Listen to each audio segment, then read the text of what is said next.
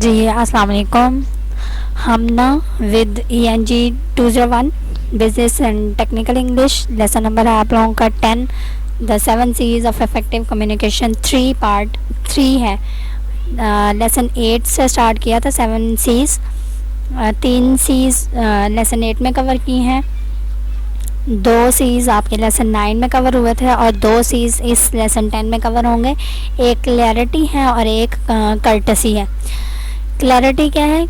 Getting the meaning from your head accurately to the reader is the purpose of clarity. Clarity का purpose क्या है, मकसद क्या है कि जो आपके माइंड में बात है, जो आपने माइंड दूसरे तक पहुंचानी है, वो जब रीडर रीड करेगा या लिसनर सुनेगा तो वही अखज़ करे आपकी बात को, उसी का नतीजा निकाले, उस चीज़ का नतीजा निकाले जो आप नतीजा निकलवाना चाहते हैं। ये नहीं है कि आप बात कुछ और कर रहे हो और रीडर या लिसनर कुछ और समझ रहा हो और उसका रिज़ल्ट कुछ और निकाल रहा हो। ये क्लैरिटी में नहीं होता। क्लैरिटी यही है कि जो चीज़ आप सोच रहे हैं, जो चीज़ आप करना चाह रहे हैं, वही आपका रीडर या लिसनर भी समझे और उसका रिज़ल्ट निकाले। नेक्स्ट है रिमेंबर। क्या करना है आप लोगों ने? आपका क्विज़ आ गया। Choose precise concrete and familiar words. ये आपका क्विज़ है। आपने वर्ड्स जो लेने हैं वो फेमिलियर लेने हैं, लोग उन वर्ड्स को जानते हों, कंक्रीट भी हों और प्रिसाइज भी हों। आप अगर क्लैरिटी को अचीव करना चाहते हो तो उसमें क्या करना है, आपने बैलेंस रखना है। किस में? प्रिसाइज लैंग्वेज और फेमिलियर लैंग्वेज में। ना इतनी ज़्यादा फेमिलियर लैंग्वेज हो जाए कि पता चले कि जी किसी 6 क्लास के बच्चे ने चीज़ लिखी है या लेटर मेमो जो भी लिख रहे हैं, और ना इतनी प्रिसाइज करनी है कि कुछ समझ ही ना आए। अपना हाथ दरमियान ना, वो कहते थे ना, रखना है, वो रखना है। When you have the choice between a long word and a short word, जब आपके पास चॉइस हो कि आप लॉन्ग वर्ड यूज़ कर रहे हो या शॉर्ट वर्ड चूज़ करने हैं, तो आपने क्या चूज़ करने हैं? Short word and familiar word. ये आपका फिर से क्विज़ आ गया। नेक्स्ट कह रहे हैं एक गोल्डन रूल है क्लैरिटी में। व्हेन इन डाउट, जब आपको डाउट हो, कोई शक हो, use the more familiar words, audience will understand them better. आपको जब कोई डाउट हो कि हाँ जी शायद ये जो है मैं वर्ड बोलूँ और मेरी जो है बात को वो समझ ना पाए, तो आपने क्या करना है, वो लफ्ज़ से सवाल करना है जो सब ऑडियंस जितनी भी आपकी बैठी हुई है वो आपके वर्ड को, आपके अल्फाज को समझ सकें और आपकी बात का कोई ना कोई नतीजा निकाल सकें। नेक्स्ट है, उन्होंने एग्जांपल्स कुछ दिए हुए हैं। यू मस्ट यूज़ पे इंस्टेंट। यह आपका क्विज़ है कि आप पे इंस्टेंट जो है उसको यूज़ कर सकते हैं इंस्टेड ऑफ हाँ जी मैं ठीक बोल रही थी, रेम्यूनरेशन की जगह यूज़ कर सकते हैं। और ये आपको क्विज़ में आ सकता है कि आप रेम्यूनरेशन के जगह कौन सा वर्ड यूज़ कर सकते हैं, तो वो पे इंस्टेड है। और इसी तरह इनवॉइस की जगह आप जो यूज़ करते हैं वो स्टेटमेंट ऑफ पेमेंट यूज़ कर सकते हैं। यूज़ पे नहीं, सॉरी, पे इंस्टेड नहीं है, सिर्फ पे है। रेम्यूनरेशन का मतलब की जगह आप पे यूज़ कर सकते हैं और इनवॉइस या स्टेटमेंट ऑफ पेमेंट की जगह इनवॉइस यूज़ कर सकते हैं। एग्जांपल्स उन्होंने फिर आगे दे दिए आपको।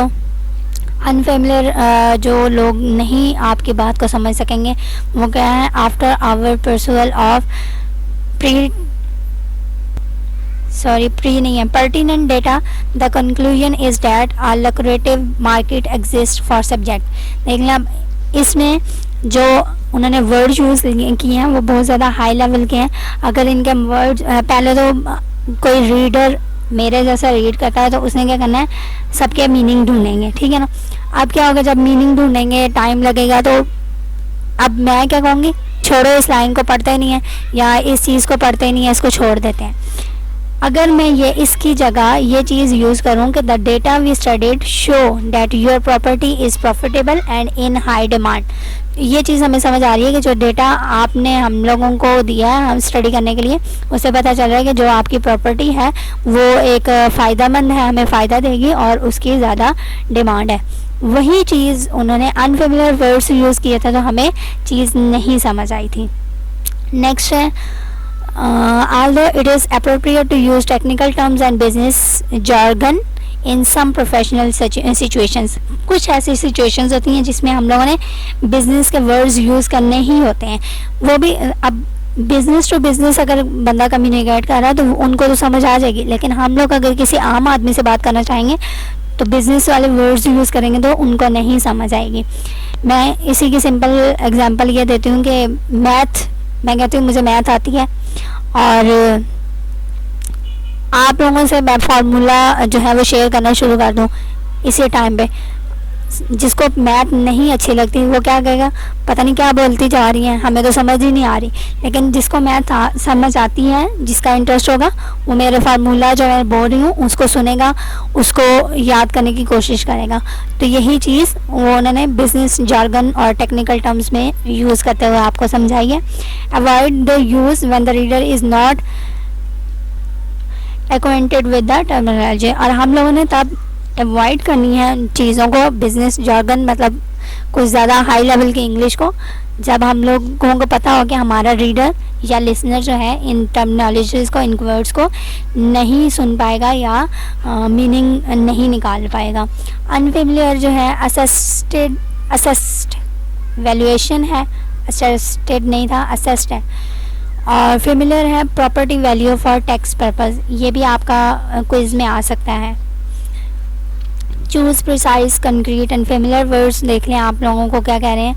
With the increased use of email, electronic mail है शायद ईमेल का name, there is the tendency to be concise. The danger is what you must know the meaning of email acronym which add conciseness.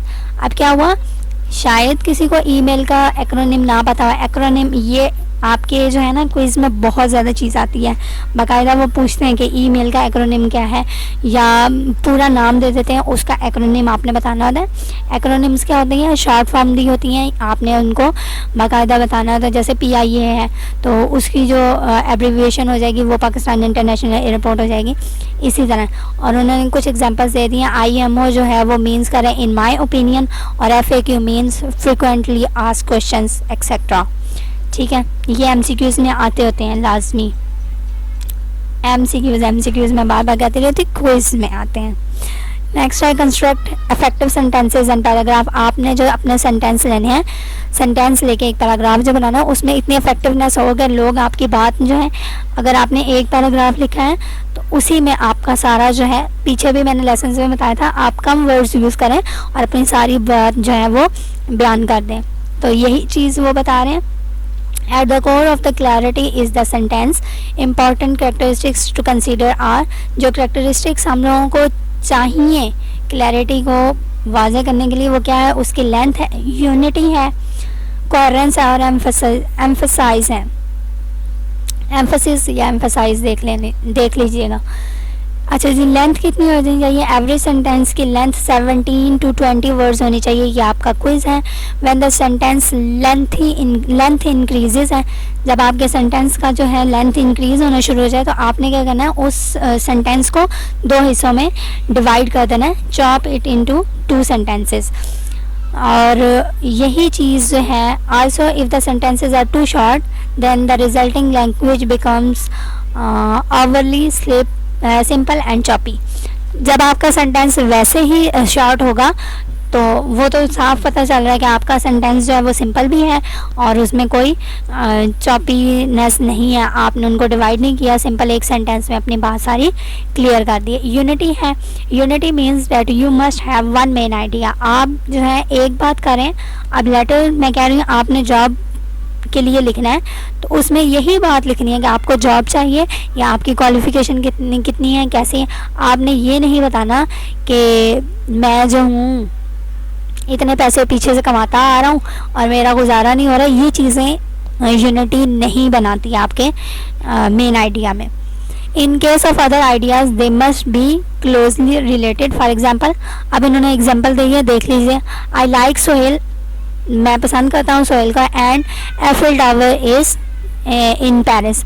अब ये दोनों बातें जो हैं वो यूनिफाइड स्टेटमेंट नहीं है। एक बात सोहेल की बताई गई है और एक जो है एफिल टावर की बताई गई है कि वो पेरिस में है। दोनों बात एक ही सेम होंगी तो उसमें यूनिटी कहलाई जाएगी, अगर दोनों बात अलग अलग होंगी तो वो यूनिफाइड सेंटेंस नहीं होगा। ये भी क्विज में आ जाता होता है, आपको एक सेंटेंस दे दिया जाता है, कहा जाता है कि ये यूनिफाइड सेंटेंस है या नहीं है, तो आपने बताना होता है। Coherence, in a coherent sentence the words are arranged so that the idea clearly express the intended meaning।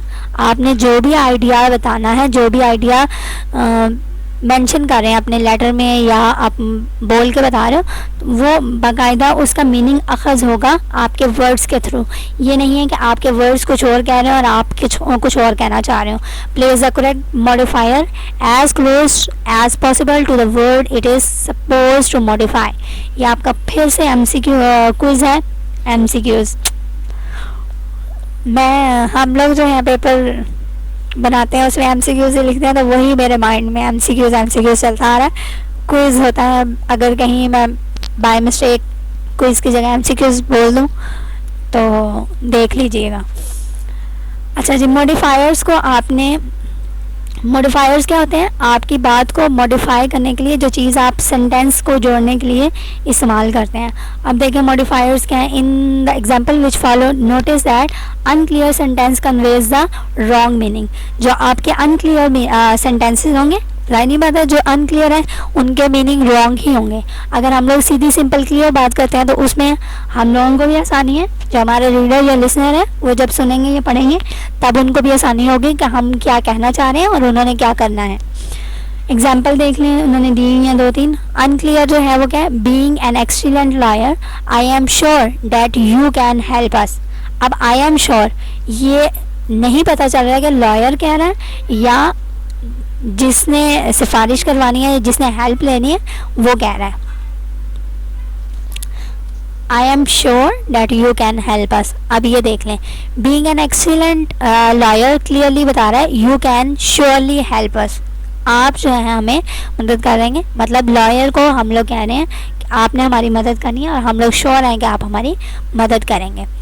Unclear है, his report was about managers. उसकी रिपोर्ट जो है मैनेजर्स के पास जा रही है, ये जो भी है देख लें।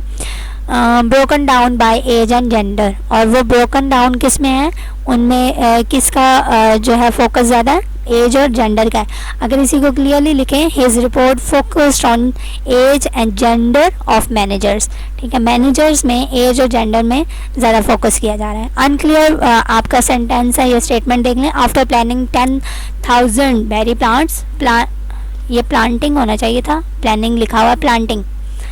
The deer came into out botanists form and crushed them. ठीक है, डियर आया और उसने जो है बोटैनिस्ट फॉर्म में आने के बाद उसको क्रश कर लिया। अब देखें क्लियरली क्या बताया गया, after our botanist had planted 10,000 berry plants. पता चल रहा है कि किसने प्लांट किया था। वहाँ पर डियर तो आया था लेकिन ये नहीं पता था कि वो प्लांटेड जो बेरीज की थी वो बोटैनिस्ट ने की थी या किसी और ने की थी। The deer came into the farm and crushed them. साफ बात, क्लियर बात समझ आ रही है। अनक्लियर में हमें नहीं पता चल रहा कि किसको कहा जा रहा है और किससे बात की जा रही है। एम्फेसिस क्या है? The quality that gives focus to important parts of sentence and paragraph is emphasis. जिस बात पर हमने जोर देनी है वो चाहे आपका सेंटेंस का कोई हिस्सा हो या पैराग्राफ पूरा हो, उसकी जो क्वालिटी है वो आपको ज़्यादा अच्छे तरीके से आपका मेन आइडिया क्लियर करता है। Most often put main ideas up front within a sentence. Writers must, ये आपका क्विज था मैं बताना भूल गई।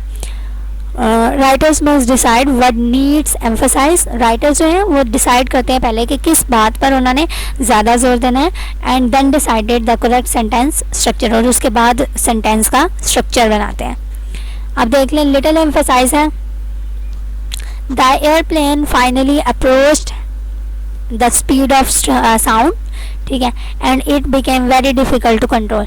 अब स्पेस जो है अप्रोच किया उसने स्पीड ऑफ साउंड को, और became very difficult to control है। इसका जो बेटर एम्फसाइज है वो देख लें, as it approach the speed of sound. जैसे ही इसकी स्पीड ऑफ साउंड ज़्यादा होना शुरू होगी, अप्रोच करना शुरू कर गए, तो the aeroplane become very difficult to control. अब इट बिकेम जो है इसमें एरोप्लेन भी हो सकता था या कुछ और भी हो सकता था। यहाँ पे उन्होंने बाकायदा एम्फसाइज करके बताया कि हम बात करें एरोप्लेन की। Little emphasize candidates should be motivated and should have interest in dynamic and static testing of material and have those prerequisites and others. अब इस पे बेटर जो एम्फोसाइज हो रहा है वो देख लें. ये प्री रिक्विजिटीज़ भी है, वर्ड्स रिक्वेसिटीज़ भी मैंने सुना था कहीं, तो देख लीजिएगा. In candidates should include expertise in dynamic and static testing of material. आपका ज़्यादा जो है एम्फेसाइज वो किस पे है, कैंडिडेट्स पे है, जिनको उन्होंने इंक्लूड उनमें किस किस को करना है. कैंडिडेट्स में एक्सपर्टीज़ हैं जो डायनेमिक और स्टैटिक टेस्टिंग में ज़्यादा एक्सपर्ट होंगे. कभी कभी ऐसा भी होता है the PCs of today allow different ways to visually add emphasize to words. हमारे आजकल के पीसीज जो हैं, कंप्यूटर्स जो हैं, वो ऐसे आ गए हैं कि वो हमें अलग अलग तरीके बताते हैं कि हमने कौन से वर्ड पर एम्फेसाइज करना है. Some of them include headings, tabulations, itemizations, line charts हैं, पाई चार्ट्स हैं, इटैलिक इंडिकेशन है, कलर्ड कैपिटल्स हैं एंड इवन वाइड और शॉर्ट मार्जिन्स. ये सारी चीज़ें जो हैं MS वर्ड जिसको आप लोग कहते हैं, उसमें ये सारी चीज़ें अलग-अलग हैं. हम लोगों ने अगर किसी चीज़ को बोल्ड करना होता है तो उसको बोल्ड करके उसको कर देते हैं, ये जी हमारा बोल्ड है. जिस तरह ये आपका चेक लिस्ट लिखा हुआ है, बेटर एम्फेसाइज लिखा हुआ है, इनको बोल्ड कर दिया. मतलब एक नज़र पढ़ने से नहीं, एक नज़र देखने से ही पता चल जाए कि हाँ जी ये क्या, किस बारे में बात लिखी हुई है, ये क्या लिखा हुआ है. चेक लिस्ट है, इसको पढ़ लीजिएगा. वही बात जो ऊपर 15 मिनट से मैं कह के आई हूँ या आपको बताया, वही उन्होंने 6-7 पॉइंट्स में बता दिया. कर्टसी है, courtesy stamps from a sincere you attitude. ये आपका क्विज है कि सिंसियर कर्टसी में जो से आपका एटीट्यूड होता है वो यू एटीट्यूड होता है. मैंने पीछे भी आपको एग्जांपल दी थी वो कपड़े वालों की, जिसमें उन्होंने ये नहीं बताना होता कि उनको प्रॉफिट हुआ है या नहीं. उन्होंने ये बताना है कि हाँ जी बाय 1 गेट 1 फ्री है, आपको प्रॉफिट हो रहा है ज़्यादा, आप सिंसियर जो है उसमें यू एटीट्यूड में होंगे. It is not merely politeness with mechanical insertion of please and thank you, although applying social accepted manners in the form of courtesy. आपने courtesy को लेकर चलना है. कभी कभी ऐसा नहीं भी हो सकता. आप देख लें प्लीज़ जो है हम लोग बाय 1 गेट 1 फ्री में वर्ड जो मैं यूज़ करती हूँ, स्टेटमेंट वर्ड नहीं है स्टेटमेंट है, उसमें प्लीज़ नहीं यूज़ होता. ठीक है, तो कुछ कभी कभी ऐसे भी होता है कि हम लोग प्लीज़ और थैंक यू वर्ड्स यूज़ ना करते हुए भी अपना जो है एटीट्यूड सिंसियर दिखा देते हैं. Rather it is politeness that grows out of respect and concern for others.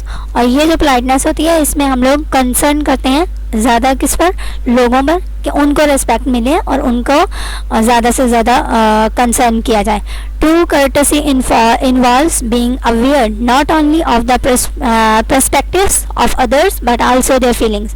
जो ट्रू कर्टसी होती है वो सिर्फ ये नहीं है कि हम लोगों ने दूसरों के पर्सपेक्टिव्स पर ही नोट करना है या उनको ही जानना है, साथ साथ उनकी फीलिंग्स को भी जानना है कि हम लोग अगर ये बात कर रहे हैं तो क्या हमारी बात उनके माइंड पर या उनके दिल पर लगेगी, हमारी बात जो है हमें फ़ायदा देगी या नहीं देगी. Knowing your audience allows you to use statements of courtesy. जैसे ही आपकी ऑडियंस होगी वैसे ही आपको स्टेटमेंट ऑफ कर्टसी बोलना पड़ती है.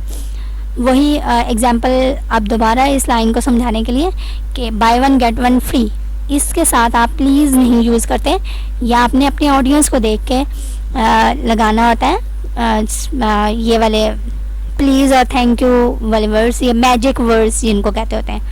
Be aware of your message receiver. और सबसे अच्छी बात या ये कह लो कि आपके लिए ज़रूरी बात है कि आपको पता हो कि आपका रिसीवर कौन है.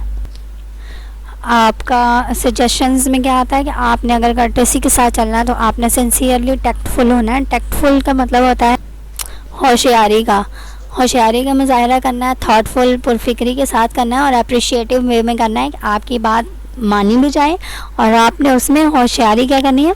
अब वो होशियारी है ना बाय 1 और गेट 1 फ्री, ये होशियारी मैंने आपको पिछले लेक्चर में बताई है कि वो कैसे करते हैं. और पुरफिक्र अंदाज क्या है कि आपका जो है वो शॉपकीपर्स का कपड़े भी बिक जाए और किसी को नुकसान भी ना हो. अब किसी को नुकसान हो या ना हो लेकिन उनके कपड़े बिक गए. Use expressions that show respect, और आपने एक्सप्रेशंस ऐसे यूज़ करनी है जिसमें पता चले कि आप किसी को इज़्ज़त दे रहे हैं। चूज़ नॉन डिस्क्रिमिनेटरी एक्सप्रेशंस, ये आपको सजेशन है कि आपने कभी भी डिस्क्रिमिनेट नहीं करना। डिस्क्रिमिनेट का मतलब क्या है कि आपने अब by one get one free की एग्जांपल जो है उसमें ये नहीं कहा जाता कि नॉन मुस्लिम्स को कपड़े देने नहीं हैं हम लोगों ने और मुस्लिम्स को देने हैं, या नॉन मुस्लिम्स को by one get one free की ऑफ़र है और मुस्लिम जो नॉन मुस्लिम्स हैं उन्होंने 1500 का एक ही सूट लेना है, ठीक है। और इसी तरह जेंडर वाइज डिस्क्रिमिनेशन होती है, रिलीजन वाइज होती है, आपकी गर्ल्स और बॉयज़ ये जेंडर हो गया, डिस्क्रिमिनेट नहीं करना। इसको ज़रा सा देख लेते हैं क्या है। Be sincerely full thoughtful and appreciative में देख लें, though very few people are intentionally abrupt or blunt, कम ही लोग हैं जो अब्रप्ट या ब्लंट होते हैं, साफ गो होते हैं। These negative traits are a common cause of discourtesy, और यही जो नेगेटिविटी है लोगों में, जो कहते कुछ हैं और करते कुछ हैं, इसी को हम लोग डिस्कर्टेसी कहते हैं। Sometimes they stem from a mistaken idea of conciseness, sometimes from negative personal attitudes। और ये कहाँ कहाँ से आता है डिसकर्टेसी? कभी कभी हम लोग जो हैं गलत आइडिया जो कंक्लूड कर लेते हैं अपने राइटर की, या जो आपको स्पीच बोल रहा होता है, बात कर रहा था, उसको गलत इंटरप्रेट कर लेना, गलत रिजल्ट निकाल लेना, या कभी कभी हम लोग उसके पर्सनल एटीट्यूड से नेगेटिविटी हासिल कर लेते हैं या निकाल लेते हैं कि हाँ जी इसने ऐसा किया था तो ये नेगेटिविटी होगी इसके अंदर या कोई खामी होगी। एग्जांपल्स देख लें, टैक्टलेस या blunt, stupid letter, I did not understand any of it. अब देख लें कितनी बुरी बात है कि ये लेटर जो है स्टूपिड है और मैं जो हूँ इसमें से अंडरस्टैंड नहीं कर सकता, कुछ भी समझ नहीं सकता। टैक्टफुल क्या है? इट्स माई अंडरस्टैंडिंग, ठीक है। ये सिंपल कह सकते हैं कि हाँ जी मेरी ये अंडरस्टैंडिंग है कि मैंने ये वाली चीज़ पढ़ी है लेकिन मुझे समझ नहीं आ रही है, जो भी है, लेकिन साफ अल्फाज में कह देना, वही नेगेटिविटी शो करना हमारे लिए अच्छी नहीं है। टैक्टलेस या ब्लंट जो है, clearly you did not read my latest facts, clearly वो बता रहे हैं कि तुमने जो है मेरा लेटेस्ट फैक्ट्स जो है मैंने भेजा था वो रीड ही नहीं किया। अगर हम लोग टैक्टफुली बात करते हैं तो sometimes my wording is not precise, कभी कभी होता है कि मेरी जो वर्डिंग होती है वो प्रिसाइज नहीं होती, लेट मी ट्राई अगेन, तो मैं दोबारा अच्छी कोशिश करूँगा, तुमने मेरा फैक्ट्स जो है वो पढ़ना है। इसी तरह की और एग्जाम्पल्स हैं, I rewrote that letter 3 times, the point was clear, ठीक है, मैंने 3 दफ़ा जो है वो लेटर लिखा और उसके बाद पॉइंट क्लियर हुआ है। टैक्टलेस है, ब्लंट है, और अगर मोर टैक्टफुली लिखना है, I am sorry the point was not clear, here is another version, ठीक है। आई एम सॉरी कर दिया कि मेरी गलती है, पॉइंट आपको क्लियर नहीं हो रहा, मैंने दोबारा से न्यू जो है वर्जन लिख दिया, उसको आप देख लें। थाटफुलनेस एंड अप्रिसिएशन बहुत ज़्यादा इंपॉर्टेंट होती है। मैं हर बार यही कहती हूँ कि जब तक हम लोग अप्रिशिएट नहीं करेंगे किसी को भी, तब तक वो आगे से और अच्छा रिस्पॉन्स नहीं देगा। इसमें उन्होंने 2 बातें की हैं कि the trades help build goodwill, इससे क्या होता है कि हम लोगों में कुछ अच्छा करने की और जज्बा पैदा होता है कि हम लोग कुछ और अच्छा कर सकते हैं, इससे भी अच्छा। बी जनरस इन अप्रिशिएटिंग अदर्स गुड परफॉर्मेंस, और हम लोगों ने जनरसिटी के साथ दूसरों की अच्छी परफॉर्मेंस को अप्रिशिएट करना है, ये नहीं है कि जलते हुए उनको अप्रिशिएट करें, बुरी बात है। Use expressions that show respect, हमने वही एक्सप्रेशन यूज़ करने हैं जिससे हम लोग बता सकें कि हम लोग दूसरों की रिस्पेक्ट करते हैं और उनको रिस्पेक्टफुली याद करते हैं या बुलाते हैं। Such expressions are expressed in 2 groups, अगर हम लोगों ने रिस्पेक्ट देनी है किसी को तो 2 ग्रुप्स के साथ होते हैं, इरिटेटिंग एक्सप्रेशंस होते हैं और क्वेश्चनेबल ह्यूमर होता है। ओमिट इरिटेटिंग एक्सप्रेशंस में देख लें क्या कहता है, following is a consensus list that includes a list of expressions that many people find irritating। हम लोगों को बहुत ज़्यादा इरिटेटिंग होती है जब हम लोग इस तरह के बात करते हैं, वो देख लें, कुछ उन्होंने एग्जांपल दी हुए। contrary to your inference I do not agree with you, अब सीधा सिंपल बात कह दो जी, मैं जो हूँ आपके साथ एग्री नहीं करता, कोई उसको वजह बताओ कि हाँ जी ये आप गलत कर रहे हो, मैं आपके साथ एग्री नहीं कर रहा, कोई बात करने का तरीका होता है। इफ़ यू केयर, इफ़ जो वर्ड है ये बहुत ज़्यादा बुरा होता है, अगर तुम केयर करते हो तो ऐसा करोगे, वो एक ताना हो जाता है लोगों को, या जिसको हम लोग कह रहे होते हैं वो ताने के माने में आ जाता है। I am sure you must realize, मुझे पक्का यकीन है कि तुम्हें रियलाइज़ होगी अपनी गलती। इस तरह के वर्ड्स जो हैं इरिटेटिंग वर्ड्स नहीं यूज़ करने। अगर किसी को अपनी गलती का एहसास दिलवाना है तो हम लोग और अच्छे तरीके से भी या अच्छा रास्ता अपना कर भी कर सकते हैं। Omit questionable humour when in doubts as to the relevance of humour, leave it out. अगर तो हमें कोई डाउट है और वो डाउट जो है वो ह्यूमर को जा मिले, तो हम लोग उस डाउट को छोड़ना ज़्यादा बेहतर है बनिस्बत उस डाउट को क्लियर करना। Laughter to one person is discussed for another, each of us has different sense of humour. अब अगर हम एक पर्सन के ऊपर हंसे हैं और वही बात अगर दूसरे के ऊपर हंस रहे हैं, तो दोनों का जो मेंटालिटी लेवल है, क्या पता उस बात पर पहले इंसान ने जो है उसको इतना नेगेटिविटी से ना लिया हो, नेगेटिविटी की तरफ बात ना लेके गया, लेकिन दूसरे पर्सन का इतना ज़्यादा बिहेवियर जो है एब्जॉर्ब करने की कैपेसिटी ना हो, तो उसको वो नेगेटिविटी को एब्जॉर्ब कर सकता है और उसके दिल में आपके लिए बुरे ही अल्फाज निकलेंगे, कोई अच्छे अल्फाज नहीं निकलते।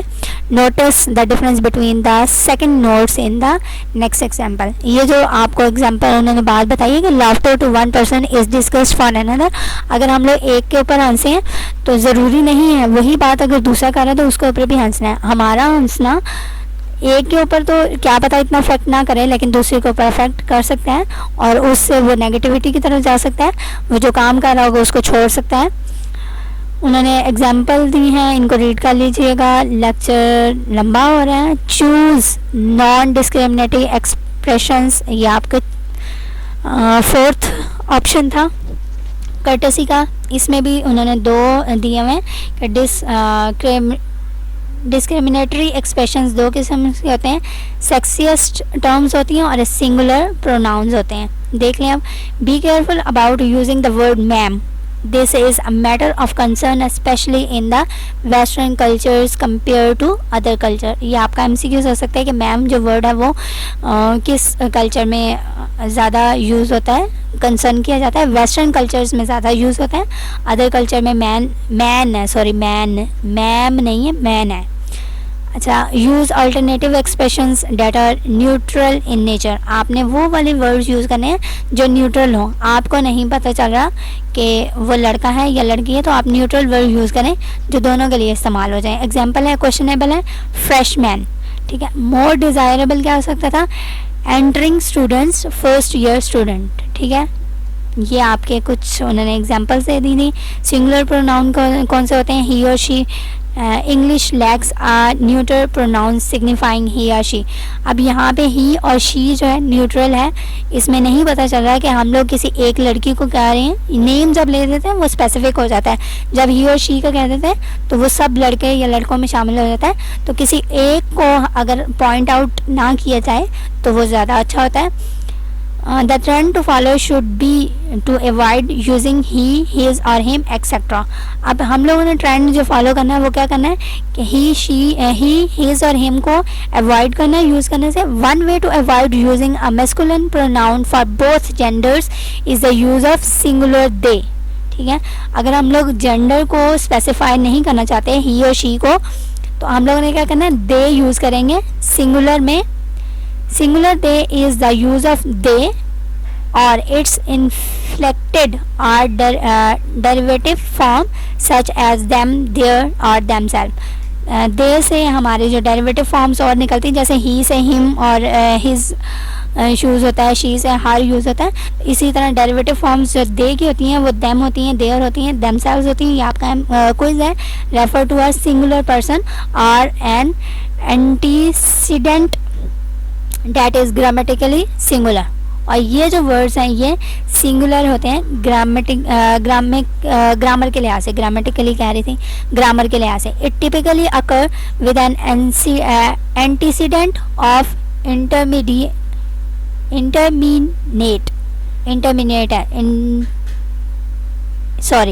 इंडिटरमिनेट है।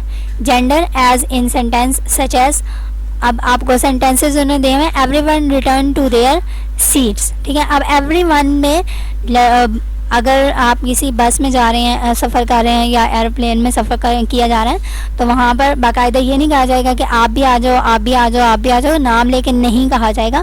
Everyone return to their seats, सब जो है अपनी अपनी सीट पर वापस आ जाए। ये आपके वो वर्ड्स हैं जिनको आप डिस्क्रिमिनेशन के लिए नहीं यूज़ करते। Discrimination, somebody left their umbrella in the office, ठीक है। somebody है, कोई है, अब हमें नहीं पता वो लड़का है या लड़की है। would they please collect it, और क्या वो आके उसे ले कलेक्ट कर सकते हैं या नहीं, जो भी है। अब ये somebody जो है ये जेंडर को उन्होंने स्पेसिफाई नहीं किया, बोथ जेंडर्स को उन्होंने बता दिया है कि कोई है जो अम्ब्रेला छोड़ गया ऑफिस में और आके वो कलेक्ट कर सकता है या कर ले। The patient should be told at the outset how much they will be required to pay. अब पेशेंट है, पेशेंट भी बॉय है गर्ल है कुछ नहीं पता, उनको बाहर भी बता दिया गया था कि उन्होंने कितनी पे करनी है तो उनका इलाज होगा या उनको एंट्री मिलेगी हॉस्पिटल में या जो भी है। But a journalist should not be forced to reveal their source. अब जर्नलिस्ट जो है वो लड़की भी हो सकती है, लड़का भी हो सकता है, उसको फोर्स नहीं किया जा रहा कि वो रिवील करे अपने सोर्सेज को। ये कुछ और एग्जांपल्स हैं, इनको देख लीजिएगा। उन्होंने बाकायदा क्वेश्चनेबल और मोर डिज़ायरेबल कर दिया है, आपको बता दिया गया है कि ऐसे वर्ड्स नहीं यूज़ कर सकते या ऐसे सेंटेंस नहीं यूज़ कर सकते, ऐसे करना है। नेक्स्ट है names. While using names treat each gender with respect. और अगर आप नेम यूज़ कर रहे हो किसी का, मैंने ऊपर कहा था कि आपने अगर जेंडर को स्पेसिफाइड नहीं करना तो आप ऐसे वर्ड यूज़ करें जो दोनों को रिप्रेजेंट करें। इसी तरह अगर आप नेम यूज़ कर रहे हो तो नेम आपने ऐसा यूज़ करना है कि उसको रिस्पेक्ट फील हो। अब जब रिस्पेक्ट जो ऐसी चीज़ है, अगर आप किसी को देते हो रिस्पेक्ट, इज़्ज़त देते हो, तो आपकी बात जिसे नहीं भी मानी वो भी मानता है। कभी ऐसा करके देख लीजिएगा। Use names in parallel form. अब एग्जांपल्स उन्होंने दिए हुए, undesirable Mudassir Ali and Sonia, Mrs Ali and Mudassir, ठीक है, दोनों चीज़ें हैं। अगर मोर डिज़ायरेबल में करें तो मुदस्सिर एंड सोनिया अली, तो ये ज़्यादा डिज़ायरेबल है, ज़्यादा अच्छे तरीके से उनको रिस्पेक्ट दी जा रही है कि मुदस्सिर एंड सोनिया अली दोनों जो हैं सेम है। Miss Ali she deserves this and mister Ali, ठीक है। ये थे आपकी कुछ चीज़ें। और चेकलिस्ट में आप देख लीजिएगा, उन्होंने वही चीज़ बताई हुई है कि डिस्क्रिमिनेटरी लैंग्वेज में किस किस को डिस्क्रिमिनेट करने का आ जाता है कि जेंडर को डिस्क्रिमिनेट करना नहीं है आपने, रेस को नहीं करना, एज को नहीं करना, कलर को नहीं करना, क्रीड को नहीं करना, अथेंटिक ओरिजिन्स को नहीं करना। ये सारी चीज़ें आपकी डिस्क्रिमिनेटरी लैंग्वेज में आ जाती हैं कि आपने किसी को ये नहीं कहना कि अब हमारे अपने इस्लाम में कहा गया है कि किसी को फ़ौक़ियत नहीं हासिल अरबी को अजमी पर या अजमी को अरबी पर, गोरे को काले पर या काले को गोरे पर, सिवाय तकवा के। एक चीज़ है तकवा जिसको हमने लेके चलना है। वो काला भी तकवे पर चल सकता है, गोरा भी चल सकता है, अरबी भी तकवे पर चल सकता है और अजमी भी चल सकता है। Thank you very much. Allah हाफिज़।